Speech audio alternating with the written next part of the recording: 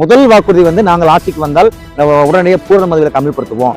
சம்பந்தப்பட்ட துறை சேர்ந்த அமைச்சர் வரல 90 எம்எல்ஏ வந்து கட்டிங்க்கு மக்கள் கஷ்டப்படுறாங்க. அதனால 90 எம்எல்ஏ அந்த பேக் அந்த ஊக்கப்படுத்துற அமைச்சர் மதுவிலக்குத்துறை அமைச்சராக இருக்கார்.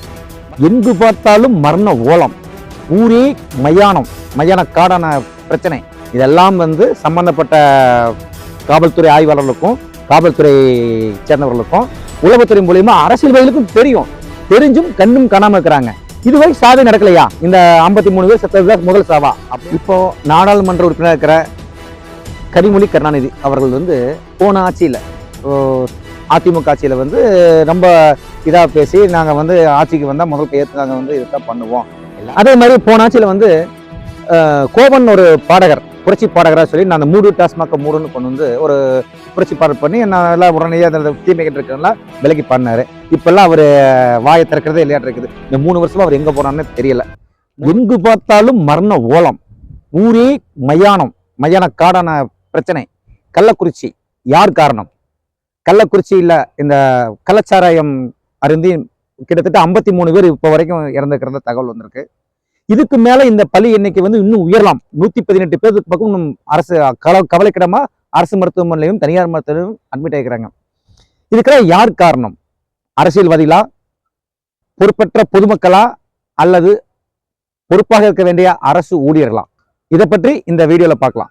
இப்போ நம்ம இந்த பிரச்சனை கள்ளக்குறிச்சியில ஆரம்பிச்சதையுமே, இந்த துர்மரணங்கள் நடந்ததையுமே நம்ம தமிழக அரசு ஒவ்வொரு குடும்பத்துக்கும் 10 லட்சம் ரூபா நிதி தரதா சொல்லியிருக்கிறாங்க. ஆனா நம்ம எதிர்கட்சி தலைவர் இபிஎஸ் அவர்கள் 10 லட்சம் பத்தாது, 25 லட்சம் ரூபா கொடுக்கணும், அது போக ஒரு குடும்பத்தில் ஒருத்தருக்கு அரசு வேலை கொடுக்கணும் அப்படின்னு சொல்லி இந்த ஒரு கஷ்டமான காலத்திலையும் அரசியல் செய்ய முயற்சிக்கிறார் அவர். இந்த மாதிரி அதே சமயம் நம்ம ஒரு அரசு ஊழியர், அதாவது நல்ல பதவியில் இருந்த ஒரு காவல்துறை அதிகாரி அவர்கள் சில நாளுக்கு முன்பே இந்த ஊர்ல இப்படி இருக்குது, இது கட்டுப்படுத்த முடியாது, இதை நான் இதனால நான் என்னோட பணி விருப்ப ஓய்வு கொடுத்து பயிரே போயிடுறேன், இது மிகப்பெரிய மாபியா கும்பல் இருக்கு அப்படிங்கிற முறையில ஒரு விருப்ப ஓய்வு கொடுத்து வேலையை விட்டு வெளியே போயிருக்கார். அப்பவே உளவுத்துறை போயிருக்கோம், உள்ளாண்ட சம்பந்தப்பட்ட அதிகாரிகளுக்கும் சம்பந்தப்பட்ட துறைகளுக்கும் அனைத்து விவரம் தெரிஞ்சும் இந்த மாதிரி மிகப்பெரிய ஒரு சம்பவம் நடக்கிற வரைக்கும் காத்துட்டு இருக்கிறாங்க. நம்ம கொஞ்ச நாள் முன்னாடி பார்த்துருப்போம், நிறைய ஒரு பஸ்ல ஒரு குழந்தை விழுந்துட்டா உடனே பஸ் எல்லாம் செக் பண்ணுவாங்க. அல்லது அது ஒரு விபத்தாயிருச்சா போர்டு பேனர் கலந்து ஒரு கோயம்புத்தூர் பெண் விழுந்தாங்க, செத்தாங்க. அது செத்ததுமே என்னாச்சு, பேனர் கட்டுப்பாடு வச்சாங்க. இந்த மாதிரி ஒவ்வொரு பெரிய பெரிய சம்பவம் நடந்ததுக்கு அப்புறம் தான் அரசாங்கமும் அரசு ஊழியர்களும் அரசு அதிகாரிகளும் விழித்துக் கொள்வார்களா? இதுக்கு நம்ம எத்தனை பலி கொடுக்கணும்? நிறைய பேர்த்த பலி கொடுக்கக்கூடிய சூழல் இருக்கிறோம். பொதுமக்களும் அதே மாதிரி குறைந்த விலை கிடைக்குது, நம்ம முறையற்ற முறையில் அதை தயாரிக்கிறாங்க, கள்ளச்சாராயம், விசச்சாராயம், எரிசாராயம், இதுக்கு மெத்தினால் குடிக்கிறாங்க. இதெல்லாம் செய்யும் போது இந்த மாதிரி முன்னாடி நடக்கிற பிரச்சனைகளை அவங்க தெரிஞ்சுக்கிட்டு இந்த மாதிரி விஷயத்துக்கு போகாம இருக்கணும். அது பொதுமக்கள் கையில தான் இருக்கு. ஏன் இந்த பொதுமக்கள் அப்படி போறாங்க? இது தடுக்கிறதுக்கு உடனடியாக முன்னாடியே செய்ய முடியாதா அப்படிங்கிறதெல்லாம் கண்டிப்பா முடியும். அதற்கான வழிமுறைகள் என்னங்கிறத நமக்கு தெரிஞ்சதை பார்ப்போம். நம்ம எதிர்கட்சி தலைவர் ஐயா சொன்னது 10 லட்சம் பத்தாது, நிவாரண தொகை 25 லட்சமா கொடுங்க, ஒரு அரசு ஊழியருக்கு வேலை கொடுங்க, அவங்களுக்கு குடும்பத்தில் ஒரு அரசு ஊழியர் வேலை கொடுங்க அப்படின்னு யோசிச்சு பாருங்க. ஒருத்தர் விசச்சாராயம் குடிக்கிறதே தப்பு, சாராயம் குடிக்கிறது தப்பு, மது அருந்தது தவறு, உடலுக்கு தீங்கானது. அது போக விசச்சாராயம் தெரியாம போய் கள்ளச்சாராயம் திருப்பி தரமா போய் எவனோ எதையை போட்டு காய்ச்சனா, அது என்ன காய்ச்சலான்னு தெரியாம அதை வாங்கி குடிக்கிறது, அதை விட மகா பெரிய தப்பு. அந்த தப்பு செஞ்சோட வாரிசுக்கு அந்த தப்பு செஞ்சதுனால அவன் செத்து போயிடுறான், உனக்கு இந்த அரசு வேலை அப்படின்னா இனி வரக்கூடிய எதிர்கால அவங்களோட பணி எப்படி இருக்கும்? அவங்களோட பணித்திறமை, அவங்களோட திறமை எப்படி இருக்கும்? இது ஒரு தகுதியா? அவர் அரசு வேலை வரைக்கணும்னா நான் எங்க அப்பா சாராயம் குடி செத்து போயிட்டாருன்னா எனக்கு அரசு வேலை கிடைச்சது அப்படிங்கிறதுக்கு என்ன பெருமையா? இது தவறான ஒரு முன்னுதாரணம். திமுக அதிமுக இதுதான் நம்ம கடந்த ஒரு 50-60 ஆண்டு காலமா ஆட்சியில இருந்துட்டு வர்றது. பிரதான கட்சியாகவும் எதிர்கட்சியா வந்துட்டு இருக்கு. அவங்க என்ன பண்றாங்க, ஒவ்வொரு தடவை கட்சி எதிர்கட்சி ஆகட்டும் ஆளுங்கட்சி ஆகட்டும், அதாவது குறிப்பா நம்ம 10-60 வருஷமா திமுக அதிமுக தான் ஆட்சி ஆண்டுட்டு வந்துட்டு இருக்கிறாங்க.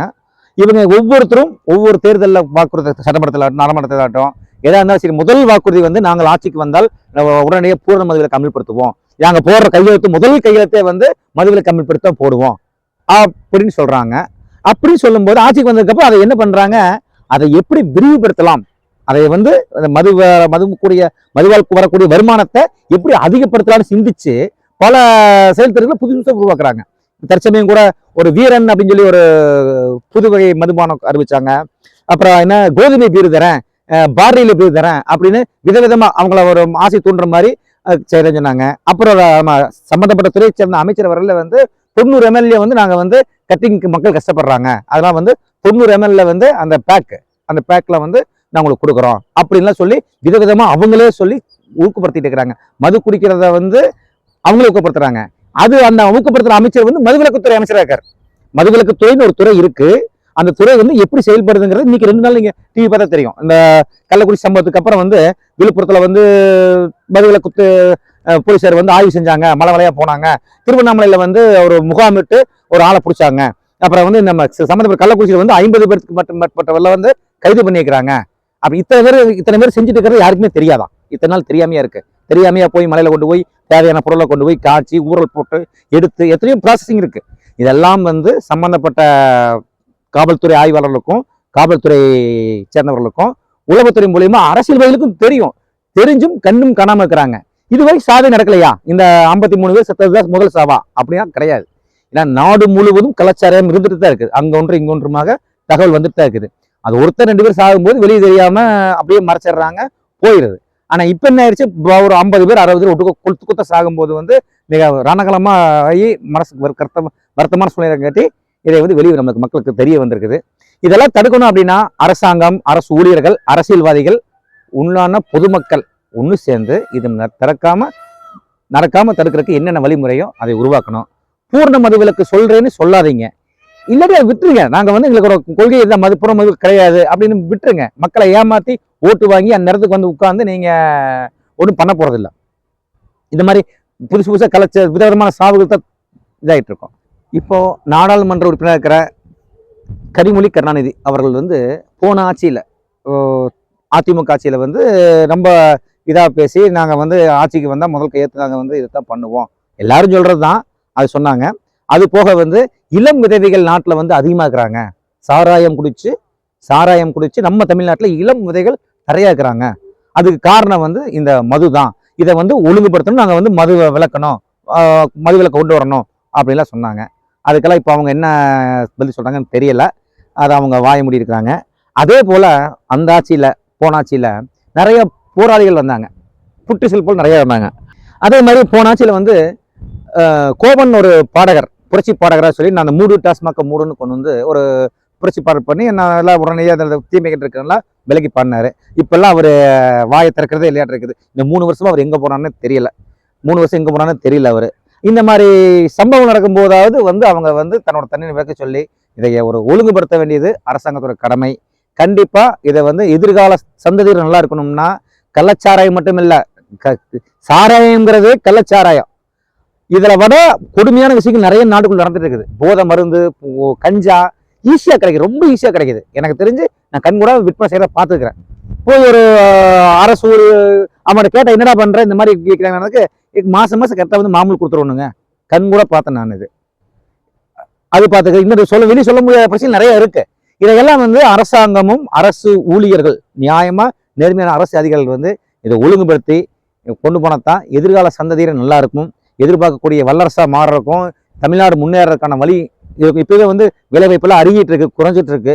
இதை நாடு நல்லா இருக்கணும், எதிர்கால தலைமுறை நல்லா இருக்கணும்னா இதை ஒழுங்குபடுத்திய காலத்தின் கட்டாயம்.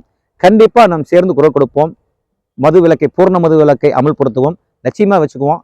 இல்லைன்னா ஒரு அட்லீஸ்ட் ஒரு கட்டுப்படுத்தப்பட்ட மது விலக்காவது இருக்கணும். இருந்தால் தான் நாடு நல்லா இருக்கும். மீண்டும் ஒரு வீடியோவை சந்திக்கும் வரை விடைபெறுவது சரவண பிரகாஷ் திருப்பூர்.